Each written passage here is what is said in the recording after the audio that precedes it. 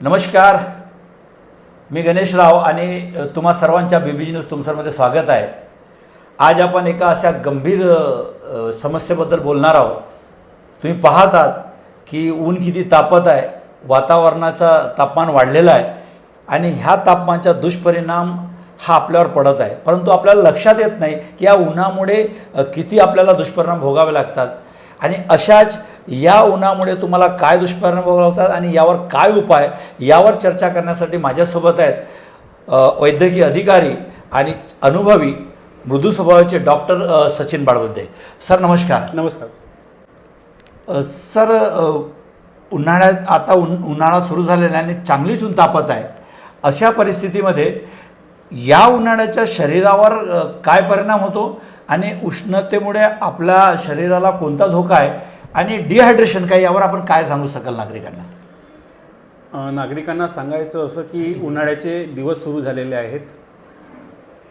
सध्या टेम्परेचर आपण बघत आहोत की काही दिवसापूर्वी 35-34 डिग्री आणि अचानक 5 to 6 डिग्री एकदम जास्त झालेलं आहे.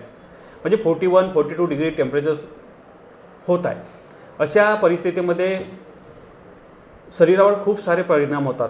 तापाचे आजार वाढतात, डासांची उत्पत्ती खूप होते आणि लोकांना लू लागणे, डायरिया होणे. उन्हाळ्याच्या दिवसामध्ये तरी दुपारी बाहेर जाणं खूप टाळलं पाहिजे. म्हणजे जेव्हा 12 वाजतात तर 3 वाजेपर्यंत जे सरळ सनराईज येतात त्यावेळेस बाहेर जाणं टाळलं पाहिजे. कधी आवश्यक काम असलं तर जायला लागतो, त्यावेळेस आपले कानाला बांधणे म्हणजे आपले जे सुती कपडे असतात, म्हणजे आपण त्याला का म्हणू, कॉटन म्हणू, प्लेन, ते कपड्यांचा जास्तीत जास्त वापर करावा. आणि हायड्रेशन म्हणजे बॉडीला लागणारा पाणी हा नियमितपणे घेत राहावा. प्लेन पाणी घ्यायला पाहिजे की त्यामध्ये काही निंबू घालून किंवा नाही, प्लेन पाणी. म्हणजे आता ते तुमच्याकडे सुविधा असेल तर ते ठीक आहे, पण प्लेन पाणी म्हणजे हायड्रेशनसाठी फक्त पाण्याची आवश्यकता असते. असे म्हणतात आयुर्वेदामध्ये किंवा की वातावरण बदललं तर खानपानही बदलायला पाहिजे. बरोबर. तर उन्हाळ्यामध्ये असं काय खायला पाहिजे आणि काय नाही खायला पाहिजे जेणेकरून या उन्हाळ्याचा दुष्परिणाम टाळायला पाहिजे? बघा, उन्हाळ्यामध्ये आपल्याला बॉडीमधून हायड्रेशन खूप होतं, म्हणजे आपल्या स्वेटिंग म्हणजे घाम नेतो, तर आपण पाणी भरपूर पितो. तर पाणी भरपूर पितो त्याच्यामुळे आपलं नॅचरली आपलं म्हणजे जे रुटीनमधलं जे जेवण असतं ते कमी होतं, कारण की आपण पाणी जास्त पितो. पण पाणी जास्त पिलं त्याच्यासोबत जो अन्न असतो तो त्याला डायजेस्ट व्हायला पण ताकद लागते. म्हणजे त्या याच्यासाठी आपण खूप हार्ड म्हणजे जसे खूप जास्त हाय प्रोटीन्स म्हणा, खूप जास्त नॉनव्हेज, खूप जास्त मसाल्याचे पदार्थ हे टाळले पाहिजेत. म्हणजे हलका आहार घेता, म्हणजे हिरवा भाजीपाला किंवा ताक वस्तू, म्हणजे जे आपल्याला लिक्विडचे थ्रू काही हे भेटतात, प्रोटीन्स, विटॅमिन्स, असे वस्तू घ्यायला पाहिजे. जसे उन्हाळ्यामध्ये पूर्वी कलिंगड म्हणजे आपले टरबूज म्हणायचो आपण, ह्या गोष्टीचा वापर केला पाहिजे. ते कारण की नॅचरली त्यांना बनवलं आहे. म्हणजे फळांचा वापर जास्त केला म्हणजे उन्हाळ्याचे मसाले पदार्थ टाळायचे. सर, अनेकदा आम्हाला लक्षात आहे उष्णाघात. हा उष्णाघात काय आहे? उष्णाघातामध्ये म्हणजे पेशंट जसं आमच्याकडे कधी येतात तर खूप त्याला स्वेटिंग असते, त्याला खूप हाय ग्रेड फिवर असतो, त्याला कधी कधी लूज मोशनची हिस्ट्री असते, त्याला त्याची मेमरी म्हणजे आपण जसं आपण नॉर्मल बोलत असतो तो वेगळा बोलतो, म्हणजे त्याला काहीतरी भान नसतो. अशा पुष्कळ साऱ्या गोष्टी या उन्हाळ्याच्या सनस्ट्रोकमध्ये होत राहतात.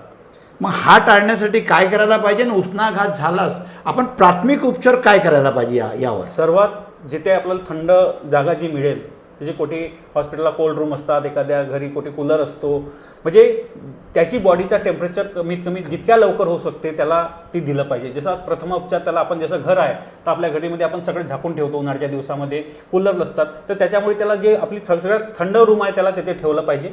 त्याला थंड्या पाण्याने पट्ट्या लावून त्याला पुसून द्यायला पाहिजे. त्याला असे काही सिम्पटम वाढले तर खूप बॉडी अशी गरम वाटत आहे तर आपल्याला त्याला ही आणि त्याला थोडंसं हायड्रेशन म्हणजे त्याला पाणी, निंबू सरबत आपल्या घरी असतो त्यावेळी ह्या गोष्टी दिल्या पाहिजे.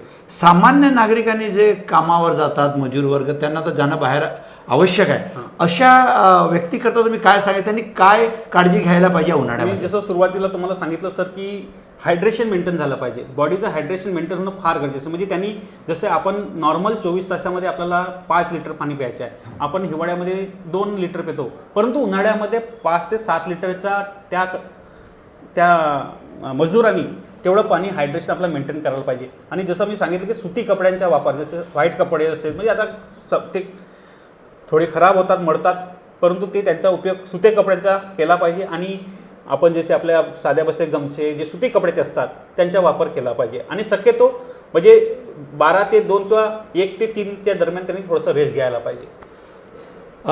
तुम्ही डॉक्टर सचिन बाळबुद्धेने सांगितलेल्या सर्व गोष्टी बारकाईने ऐकल्या आहेत आणि त्याचा तुम्ही आपल्या जीवनामध्ये उपयोगी आणायला पाहिजेत.